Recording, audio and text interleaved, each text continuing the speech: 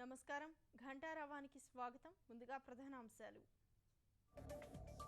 తమిళనాడులో జల్లికట్టుపై ఆగని ఆందోళనలు మెరీనా బీచ్ వద్ద ఉద్రిక్తత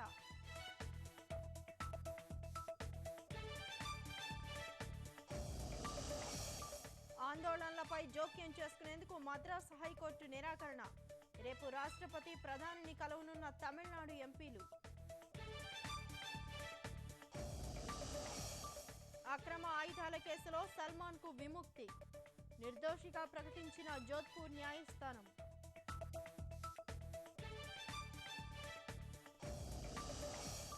నెల్లూరు జిల్లాలో 12 మంది ఎర్రచందనం దొంగలు అరెస్ట్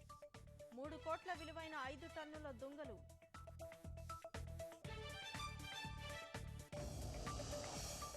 ఐదు రాష్ట్రాల్లో జోరుగా ఎన్నికల ప్రలోభాలు 64 కోట్ల నగదు 160 కిలోల బంగారం మాదక ద్రవ్యాల పట్టివేత